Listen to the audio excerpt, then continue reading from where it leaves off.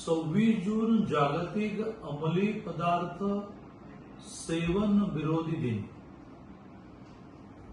या दिवशी संपूर्ण जगामध्ये अंमली पदार्थ सेवनाचे होणारे दुष्परिणाम लोकांपुढे मांडण्याचा मोठा प्रबोधनाचा कार्यक्रम होतो। पण केवळ प्रबोधनाने हा विषय संपणार नाही, धाक आणि चिकित्सा ही तेवढीच आवश्यक आहे। सांगली जिल्ह्याचा पालकमंत्री झाल्यानंतर सांगली जिल्ह्यामध्ये विट्याला एक अंमली पदार्थाचा स्टॉक सापडण्याच्या निमित्ताने आम्ही एक अंमली पदार्थ विरोधी टास्क फोर्स अपॉइंट केला।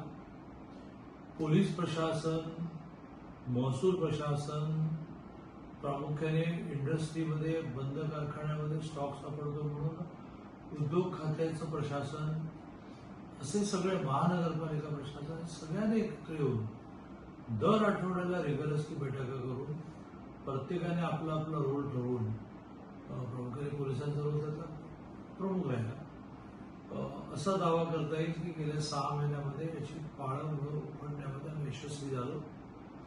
पण अशा गोष्टी या तात्पुरत्या थांबतात, दबा धरून बसलेल्या असतात। म्हणून अंमली पदार्थ सेवन विरोधी दिनाच्या निमित्ताने सांगली जिल्ह्यातल्या प्रशासनालाही आणि नागरिकांना मी आवाहन करतो की या विषयामध्ये गाफील राहून चालणार नाही। प्रबोधन मोठ्या प्रमाणावर होणं शाळा कॉलेजेसमधून, त्याच्यानंतर यात विळख्यात सापडलेल्यांना चिकित्सेची व्यवस्था करणं आणि जिथे मिळेल तिथे या विषयामध्ये धाक निर्माण करणं। मी सांगली जिल्ह्यातल्या सगळ्या नागरिकांना या विषयामध्ये आवाहन करतो। माझं बोलणं